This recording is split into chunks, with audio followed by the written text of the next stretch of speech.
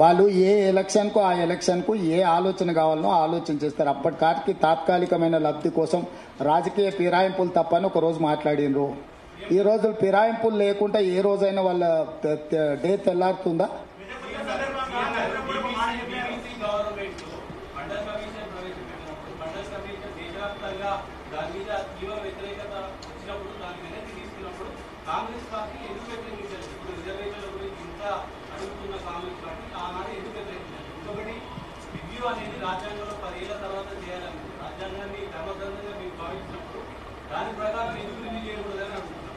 ఇప్పుడు నేను బీజేపీ వాళ్ళు ఏం అడుగుతున్నారని కాదు, రిజర్వేషన్ ఎందుకు రద్దు చేయాలంటున్నారో దానికి సమాధానం చెప్పమంటున్నారు. వాళ్ళ అధికారంలో వాళ్ళు మమ్మల్ని అడిగేది ఏంది? వాళ్ళ చేతుల్లోనే అధికారం ఉంది. అడిగే బాధ్యత ప్రతిపక్షాంది, చెప్పే బాధ్యత పాలకపక్షాంది. వాళ్ళు చేస్తున్న తప్పులు మేము లేవనెత్తున్నాం, దాని మీద జవాబు చెప్పమని ఉంది.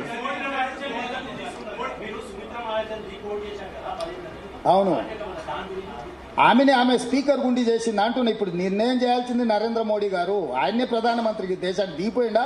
దిగిపోతే మేము జవాబు చెప్తాం. ఆయన దిగిపోమని ఉంటే మేము వచ్చి కూర్చున్నాక నువ్వు చెప్పి అడిగే ప్రశ్నలకు అన్నిటికీ సమాధానం చెప్తాం.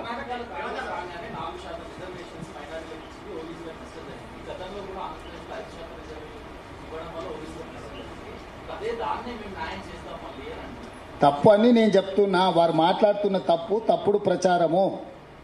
ఎవరిది తగ్గించి ఇవ్వలేదు, వాళ్ళకి అదనంగా ఇచ్చిండ్రు. వాళ్ళని కూడా బీసీ ఈ గ్రూప్ లో చేర్చిండ్రు. అది మత ప్రాతిపదికన ఇచ్చిన రిజర్వేషన్ కాదు. వాళ్ళ ఇంటర్ప్రిటేషన్ అట్లున్నది. వాళ్ళు దాన్ని వాళ్ళకి కావలసినట్టు అనుకూలంగా మార్చుకొని మాట్లాడుతున్నారు. జనాభాను లెక్కగట్టి జనాభా ప్రాతిపదికన మేము రిజర్వేషన్లు పెంచుతామని చెప్తున్నాము. మేము అందుకే బీసీ జనాభాను లెక్కించమని ఆదేశాలు ఇచ్చినాము.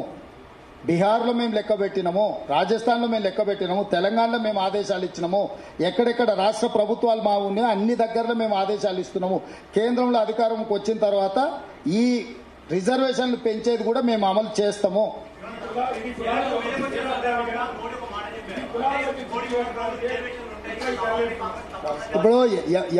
ఇప్పుడు ఎవరిని వాళ్ళని గుర్తించడానికి చేస్తున్న ప్రయత్నము, కులాల మధ్యలో చిచ్చు అనుకుంటే నరేంద్ర మోడీ గారు నేను బీసీ లీడర్ అని చెప్తున్నాడు.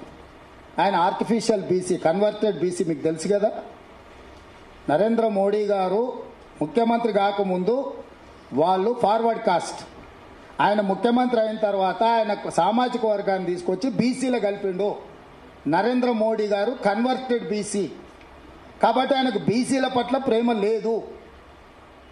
ఈ కన్వర్షన్స్తో కొన్ని సమస్యలు ఉన్నాయి కాబట్టి ఆయనకు అవసరమైనప్పుడు ఆ కార్డు తీస్తాడు.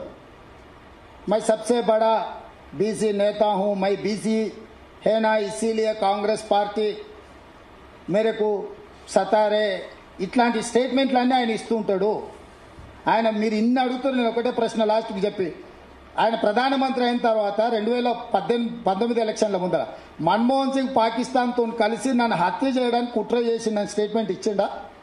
5 సంవత్సరాలు ఈ దేశానికి ప్రధానమంత్రిగా ఉన్న వ్యక్తి 10 సంవత్సరాలు ప్రధానమంత్రిగా పనిచేసిన మన్మోహన్ సింగ్ గారి మీద పాకిస్తాన్తో కలిసి నరేంద్ర మోడీ గారిని హత్య చేయడానికి కుట్ర చేసిండు, సుపారీ ఇచ్చిండని ఆరోపణ చేసిండు.